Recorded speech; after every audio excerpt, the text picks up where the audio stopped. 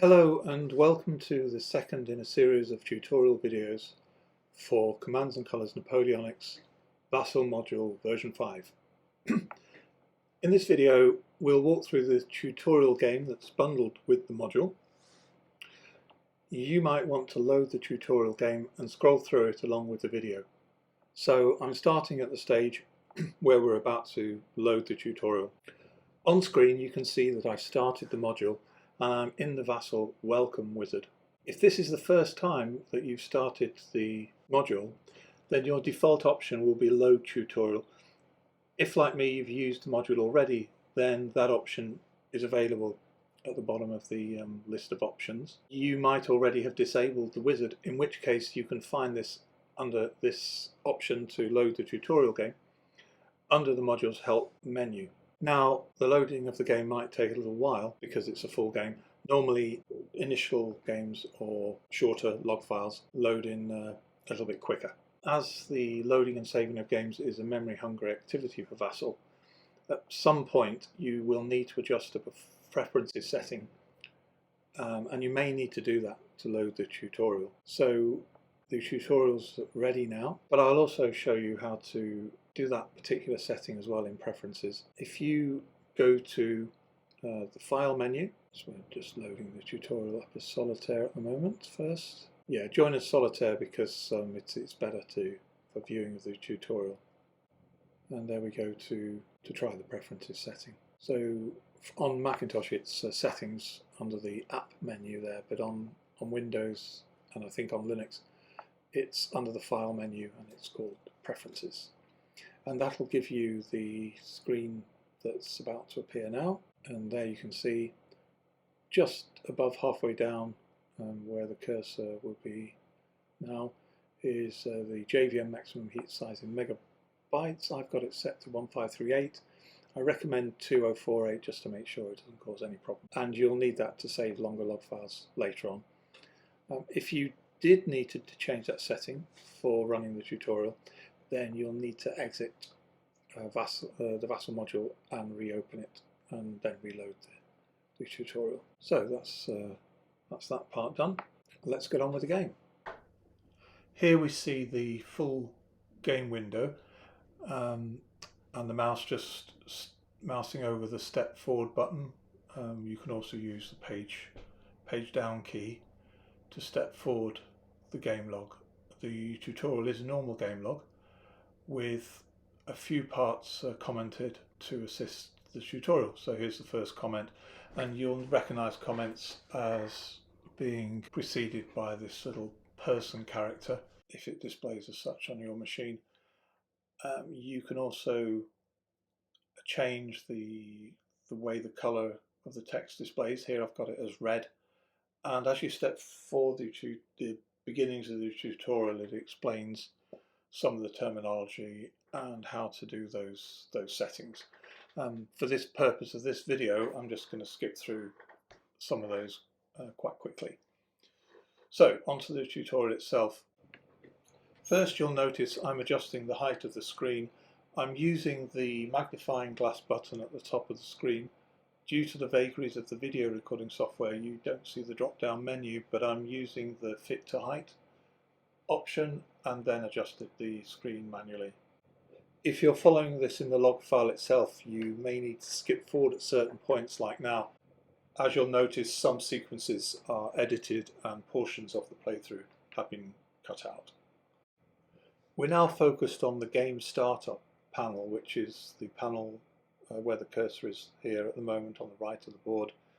Normally you'll just click on the deck choice that you wish to make for the game you want. There's 3 available: the standard blue deck, the expansion 5 decks in either 75 or 90 card variants, which both include the tactician cards. If you're selecting the blue deck, then the expansion 5 rules are normally disabled, but as shown here, the panel allows you to enable them by clicking on that display there as shown. It's the person who's started the game, opened the scenario, who will be able to click on these icons to take the actions. Most actions can be taken by the context menu of right click, if you need to do that. Other options are to have the game clocks on or off. Here, as it's a solo game, then they are turned off by default. Another option here with the cursor pointing to it is the connection icon, which signifies an online or an offline game. Normally you won't need to do anything about that, but if you are a regular play by email player, then you'll probably want to set that explicitly to offline, which is what it's showing here for Solitaire, as Solitaire is always offline. But for opposed games, you'll have to specify that you do want it to be an offline game. You can change that default in the user preferences as well if you always play by email. The difference is simply that in some of the click operations, normally they're not enabled if it's an action to be taken by the other side, such as the other side's rolling their attack dice. But in a play by email game, for convenience, you'll want to take those actions, so you can use click if it's in offline mode. So we're continuing to step through the log file. Shortly we're going to see the Solitaire player choose a deck and start the game. We've selected the 75 and 50 deck options so that we can see some of the tactician card functionality.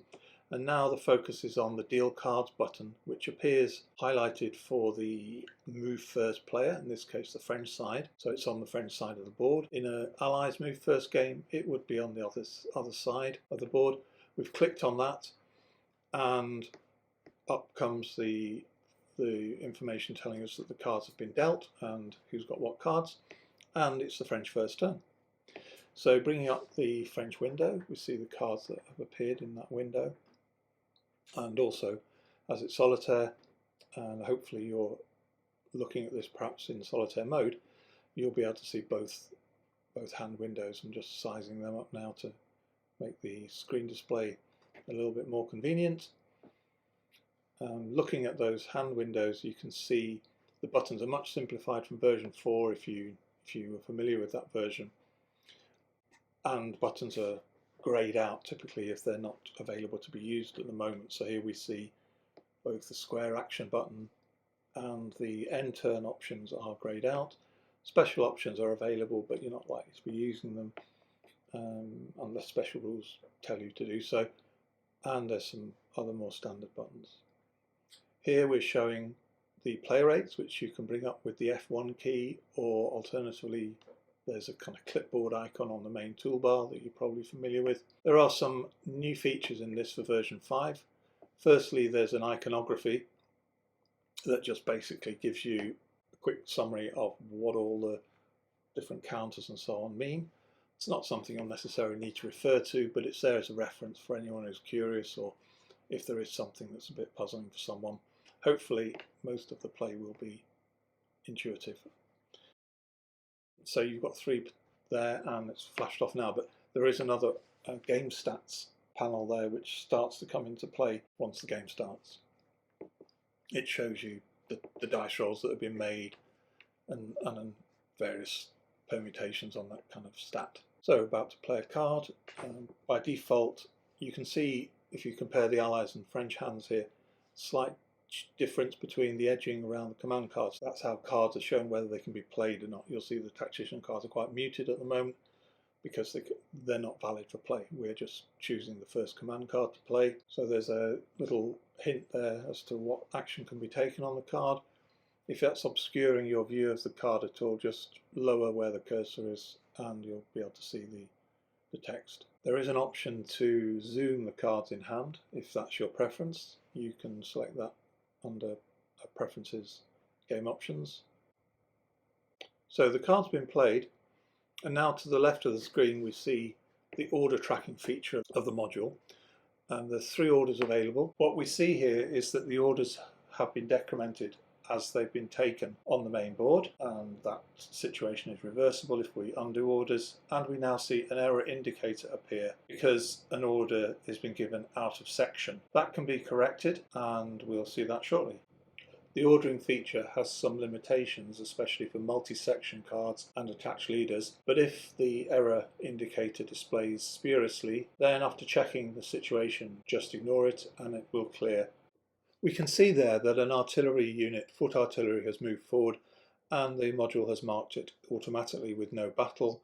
Other markers appear on units when they're moved into terrain or moved too far for their movement. For the rest of the turn, there's going to be a combat as the user clicks on the foot artillery first and now on a Spanish target. Now to the right of the board, we can see the combat assist markers come into life, and moving the French hand aside, we'll see that it's showing one dice, and clicking on that icon widget will roll the dice. There's no hits have been achieved, as we can see in the log file, so play moves on. The French player will be ending their turn simply by selecting one option under the end turn options, which they've now done, and turn passes to the ally side. Later in the tutorial, we'll see much more about the Combat Assist widget and what it can do. So the Spanish player, their cards are now active and they're about to play Bombard. That automatically will order the artillery units because there's 4 or less there, in fact 2. And now the player will mark up the combat by clicking on one of the artillery units and then on a target.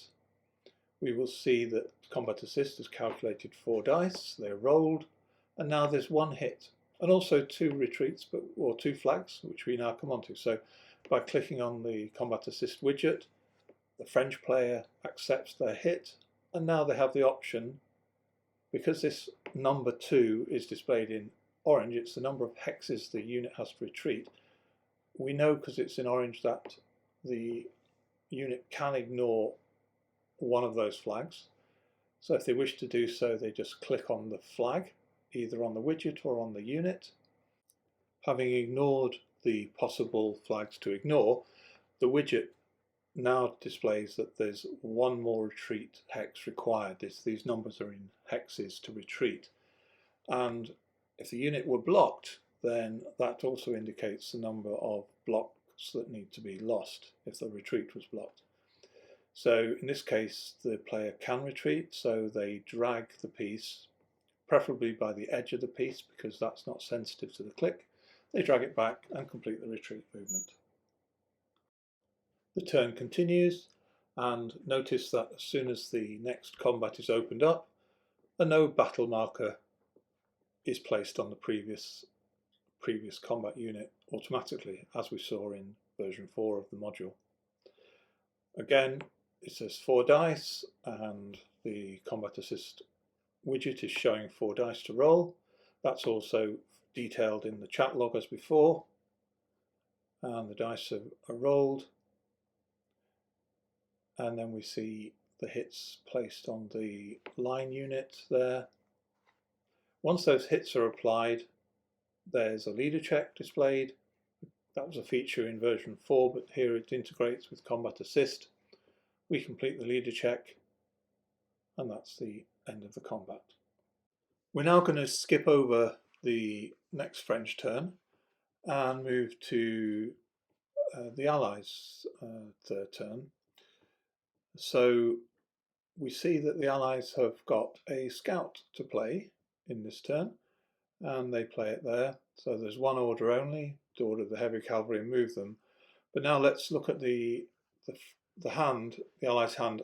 This is the drop-down menu for drawing an ending turn.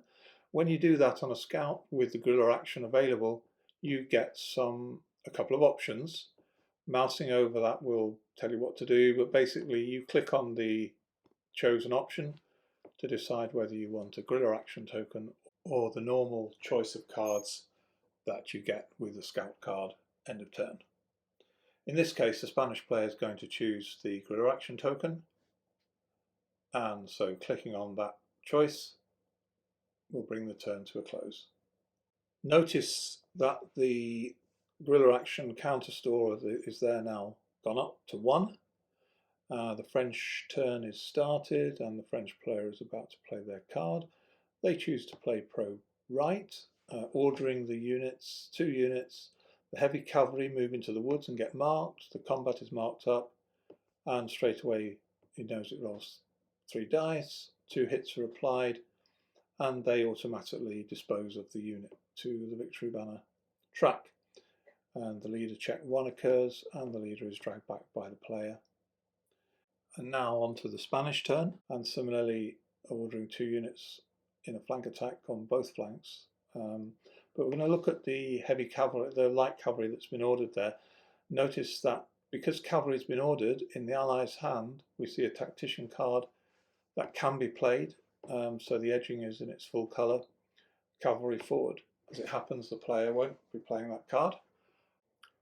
One thing to notice here is that the player has been moving pieces, and we can still see that 2 orders are available, and those orders are on the other flank. So when we eventually order those pieces, they remove the order tracking marker. Notice that the light moved into that wood and were marked with a stop marker, but they can still battle. So applying the hit there from the artillery. And now the Spanish light are marked up for combat. 2 dice to roll, as it says in the chat log. Notice that on the combat assist marker, it's displaying the flag on the side of the player who's expected to take an action. That's the player who, if they click on the widget or press F5, the action will be taken for them. Skipping forward, on this French turn, a scout card is played and 1 combat is done. A flag is achieved against an unsupported Spanish unit which can only retreat 1 hex when it should retreat 2. So it's now got to apply a hit. The player does this by clicking on the retreat icon, which is in red with a hits symbol with it. As this was a scout turn, the French player now ends the turn and gets the choice of cards. By default, they'll be able to click on a card just as they can click on a card to play, and that will select the card of their choice. You can disable that click to play or click to select card option. It's a user preference. Skipping on to the next turn, we see the Spanish there just finishing their turn. Now the French have played a card, but the Spanish have played the guerrilla action token, and that displays on the board with a dice widget. The French player may click on that to activate the dice roll, or can just roll the 1 dice, and then that's going to process the guerrilla action. We'll skip forward again now, just to observe some miscellaneous features and then a rally card. So here we have Spanish and the French have incurred an optional retreat. By clicking on that icon, they'll be able to ignore it. You see there the mouse over pop up there. That's normally disabled for users after a card play, command card play. You can re-enable it with an F9. Here we've had the rally card played, and normally the widget appears there, as you can see on the left, and the player will click on that and it will automatically either rally if there's no other option, or highlight the hexes where a rally can take place. The Elan card operates in a very similar way. Somewhat unusually, the dice rolled have exactly matched the rally requirement, so the ordering is automatic. Normally the hexes would be highlighted where a rally was possible. If you want to try that now, you could do an undo with the button on the top left of the toolbar, or page up and re-roll. You might need to do that a few times because you'd have to roll a single infantry in order to demonstrate the feature here. I'm now skipping much further forward to demonstrate multiple features of an attack. We're looking at a French turn where it's take command in a section, and that's enabled them to order 4 units around that leader there. First thing we notice is the leader has advanced too far, so hence the no entry sign on there. If we go to the French hand, we see that there is a card in there, forward infantry leader. That wasn't highlighted, possibly a bug in the module. I've dragged that, however, to the board, and it's been able to play onto the leader, and it's now allowed it to make that extra movement. A lot of these features are kind of more advisory than anything else. There's always a special option on the blocks to clear any status markers that might be preventing you from placing an attack marker, for instance. But generally speaking, they should be reliable, including with tactician card play. So we'll see a few more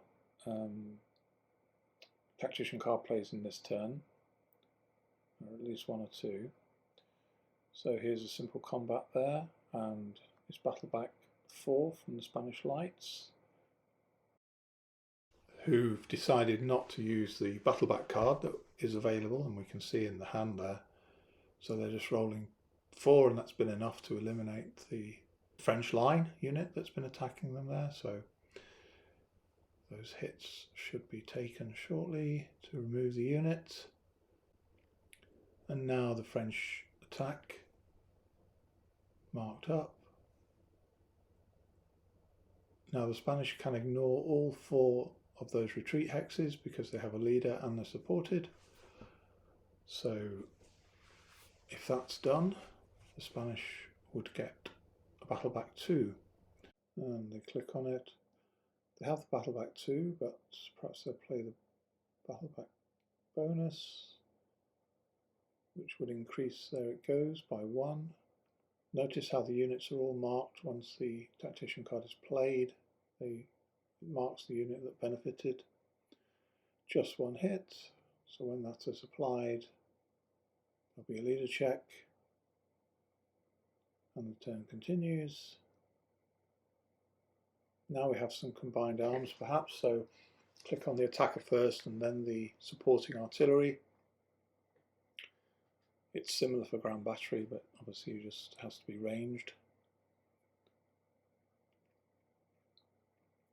We mark the target, and it tells us it's 4 plus 2 dice. There's no playable tactician cards, so 6 is going to get rolled through the log file. Achieves 2 hits. And once those hits are applied, we have a breakthrough possibility, which is achieved by moving the cavalry forward to take ground. And now we're going to see the square action. So the buttons eliminated on the Spanish hand.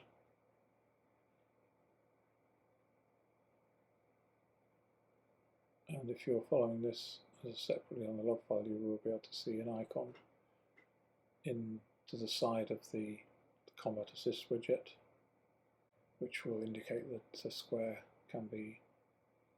action can be taken, but it's generally useful to look at the hand before you do that anyway. There we go. And so the square card is automatically placed. Well, in this case, hasty square was placed, so there was no actual square action taken. So the combat switches towards the Spanish, and they'll roll their dice. No hits for either side.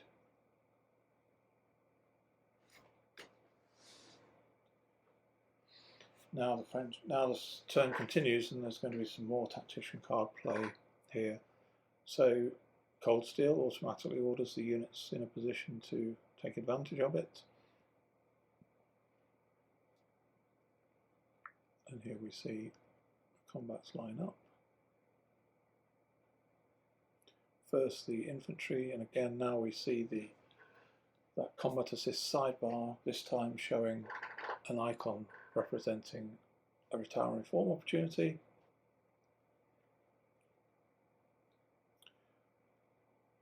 It's worth investigating the sidebar for different commands that can auxiliary to a combat that are available. And now they have to retire. It's tracked in a similar way to retreats, except obviously it's mandatory. There has to be the space to to do it. So the module isn't able to determine that. So when the retiring form indicator comes up, it just shows that it's possible. So the next combat demonstrates the infantry combat first that's just been played from the French hand, giving them the combat against the Spanish. And we now have the Spanish unit eliminated and a single dice leader check, and the Spanish player has dragged the unit off the board out of harm's way. Again, skipping forward, we'll see a square combat being set up, and this time we see the reminder icon appear to show that the square action is a possible response, and indeed the Spanish player does take that action, so they're going to use the square action. The card will be discarded or set aside onto the space 2. They get the first die roll with no effect. The French, however, roll a flag, which in the case of the Spanish, that causes the 2 hits, because obviously the square can't move. And that shows the square action. The turn continues with more combat and tactician card play. I'm going to skip now to the end to demonstrate a final feature or two. You are free to play the entire tutorial, and you can do that from the help menu in the module. So here we are with the game coming to a close and a French victory. Now, one more feature to show are the game stats. These are accessed from the player aids, which is the clipboard button on the top toolbar there, or key F1. That'll bring up this display. You switch on the module tab to game stats, and there you see different stats that have been gathered. A lot of it coming from combat assist.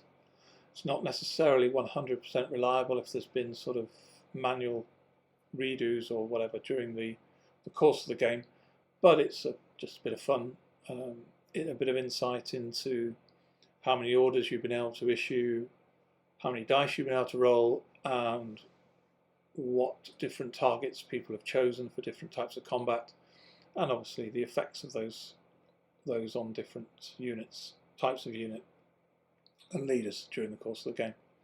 So hopefully just a bit of extra fun added to the game. That just remains to say thank you for watching the video. Please don't hesitate to give any feedback or requests for help, which you can do through links that you'll find under the help menu, along with other hopefully useful resources. And I'll just wish you happy games of Commands and Colours Napoleonics. Thanks for watching.